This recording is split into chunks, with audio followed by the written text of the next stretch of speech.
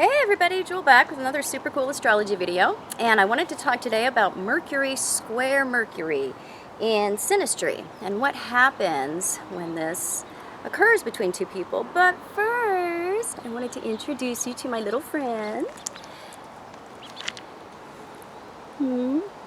He was born yesterday afternoon. He has two deformed feet. He can't walk. He's blind. His eyes don't open. He has a twisted neck, so it wants to twist back the opposite direction. So I didn't think he'd make it through the night.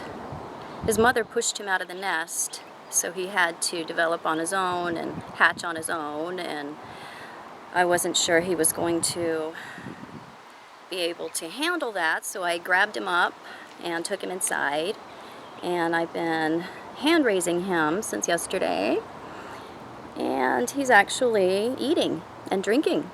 And I noticed just about an hour ago that his little eye on the one side is starting to open. So he may not be blind after all. So he's actually thriving. And I didn't think that that would be the case. He's drinking and eating, and I'm just so pleased.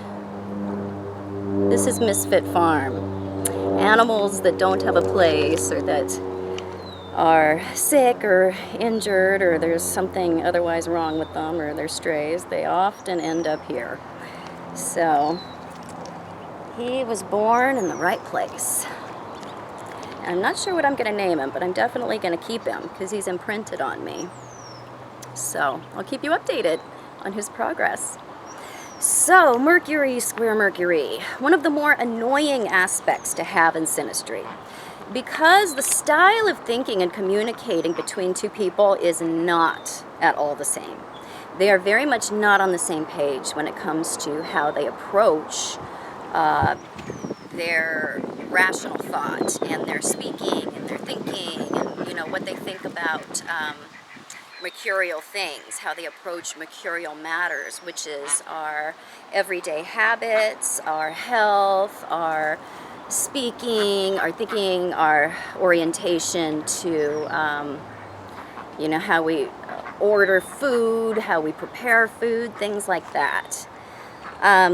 So this is not a harmonious aspect to have, but it is very stimulating. There's actually a lot of good stuff available with this one, if you can get past the really irritating stuff. So the approach to all things Mercury is going to be different.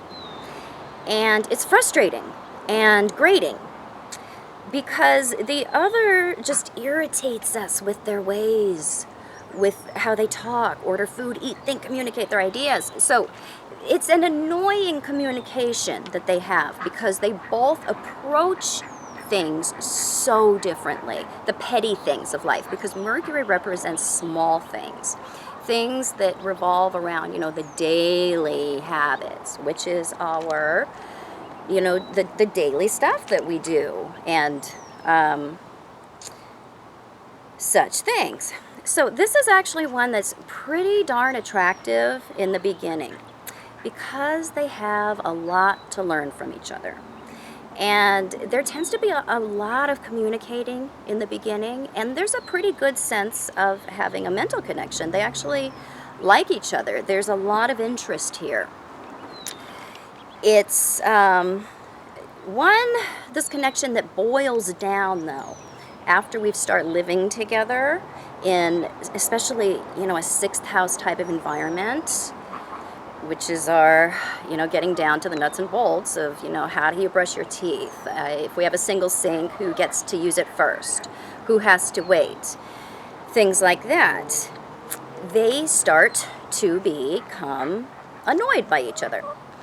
And so they really need to appreciate each other's differences with this particular square and stay out of each other's business. Because Mercury is always concerned with knowing everything. And it's very busy, and it's a busy body. And so we're kind of busybodies to each other when we have this particular square. And we definitely think the other one's ways of being are just really kind of stupid. So we have to stop being petty and small and focusing on the flaws, because Mercury is very much about picking up on flaws, picking up on what is not right, and not erring on the side of the positive.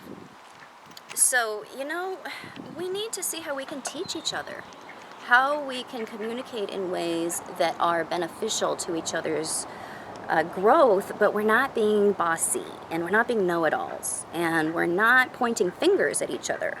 That's a big one. We tend to have a lot of little petty things build up between each other with this particular square, and a lot of times those petty things over time are what ends up making our relationship a place that we don't want to be in anymore. So a lot of tolerance is required with this particular square. It is one where you are just going to need to come out of your comfort zone and look the other way when it comes to a lot of what goes on with how the other person handles their 6th house and Mercury affairs.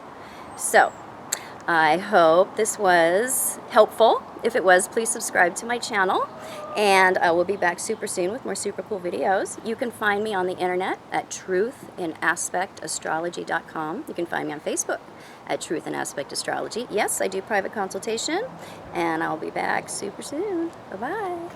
One more look at the baby.